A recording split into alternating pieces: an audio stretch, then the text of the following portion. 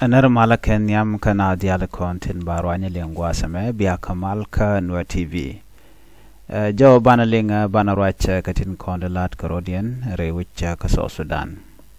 Ken yam bana rwacha katin tuok rewich ka Unity State.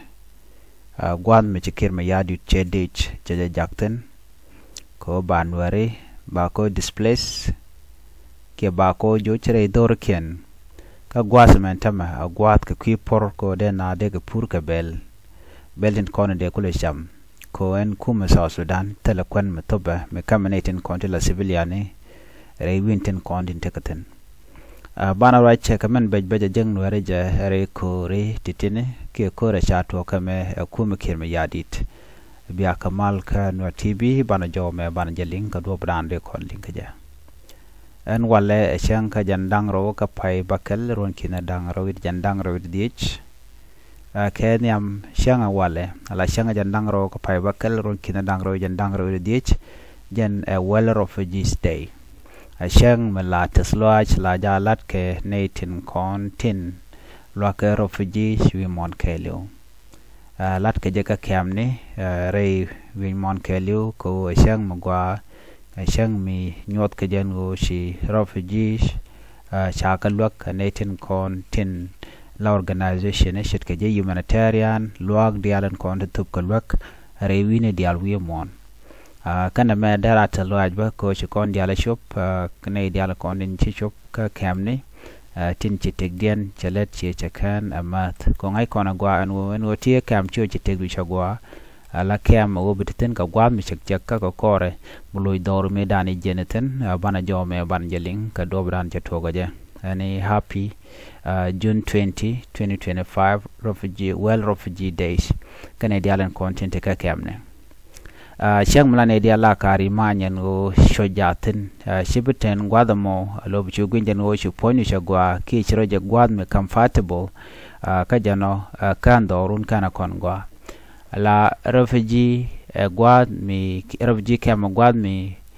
luangna tek duka gwatot duno chajede nang run dial beteten lo bi jegala dor duno gwatot kwala la tesloy kene dial kontin cha ne kontin shoot cha galoga kan ne kontin la organization la ji humanitarian kwana ben gwasa me kamande kona kwen ka kwi porkane re wiki Unity State take a jom chalat an ATT media ne shet ke I radio kan radio tin ko kien ti la rocha ka kwi South Sudan ka kwi kum kien ma yadit ko kan tin la le top pre which ka South Sudan ka juba shikan dial shikan tin kon ke choje chush kana shikana gorno bikana lat ko kan dwal kan ke kien ma yadit ko mi shete malar kane lo mi dong diamje ka kwikir de media den de jagak ka shaga de no ko kan operate re wiki juba ano mala kan mala gor shang kan mala gor mi gwa ka kwikir mi yadit kan bonde shi mi gwa ka kwine diaten content re which ka South Sudan anyok man bi angaj bane kan media ndo to shi kana gor no de kan tin choice kan ware de kan kalat so la kan kapel mi kana kwen gwasa me ke mi gor be nyo yakela Kanana la Minister of Agriculture and Forestry in Unity State which shall guy graduate jenisha la no ne dialde na pur kabel ko gwadmen tama gwadme dongde na pur kabelten na mo cha jek an announcement mo en wolat ka jene no de na pur enono ngai kon dial madan let kirma yadide ngai kon no kirma yadi naga nore do badana dongde no de let keje de ko ren kula long ngoda kan kon diala kon ngach ko jin mu boko ji kamay tidit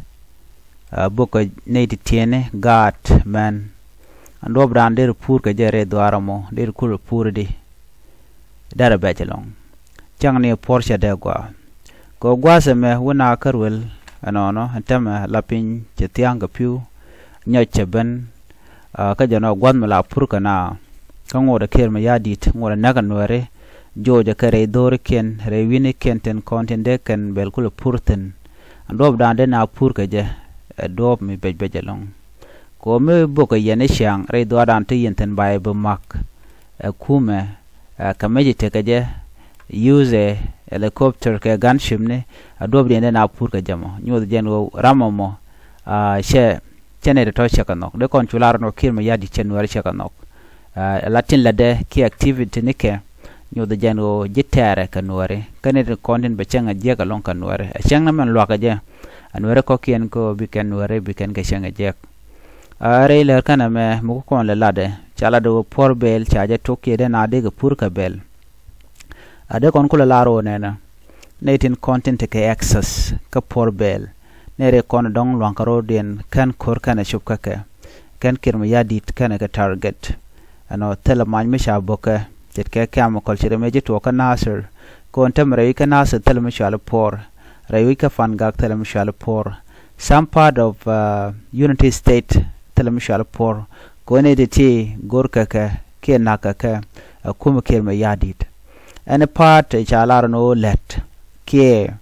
purka bel ke unity state o tela match misha yatene kirma yadit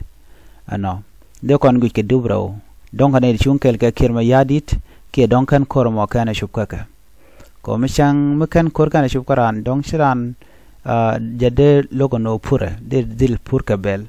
ko ngode tela mishene shupkaji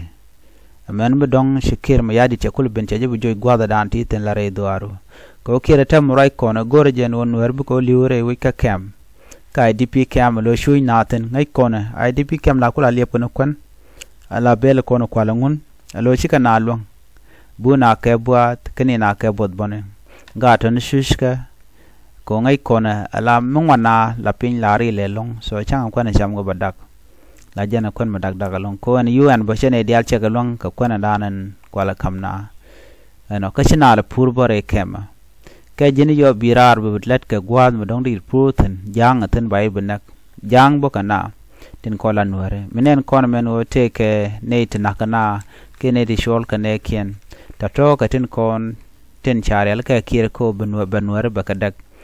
kan ko dial shianen token ka kwiko ramame shunga jangkel ke rame shunga nuarkel te ramde radien wo nyot mo dong chicken terten kon anon kon kirmi yadit kana jit kware de kon chular no jikware neten kontin chunkel ga kirma yadit kuma SSPDF ala Sudan People Defense Force kaneten kontin dong met kaneti shit katato kaneti kaneti kona nango kore dan kon ware de kon shugujen wonena mishush kon de koran releka ka dupin kon de kon let kaka dupin de koro dan miet kaka ko dong bana chengna kem ko runtung wan ka janone to kon kamun mo de kon letten ji humanitarian ba shi kan wang kalwag na shang yo ken na shang lokana na mo bone kel madong de kono guchen o wo nyam go na jano de na let an wala bane ngajen wo ne na lat go ane jan na let na purka bel makan kor kana shupkaji do no re dwaran ka fan gak re dwaran ka nasir gotta ti tam right kona por bel be jetel ram purka bel ko shane dial shaga jo ke kemni akumi kirmi yadit ka shakanak tinar barbang barnar den ko shakana ka kum kirmi yadit ka kujamo gorjano de yen jo medina lingano mite mesha Allah tanetin content re kijuba wo kan shunga kel ke kirmi yadit ko kan kirmi yadit ko kan support jen jo danan gore de nyoga yekel han biata kamal bye bye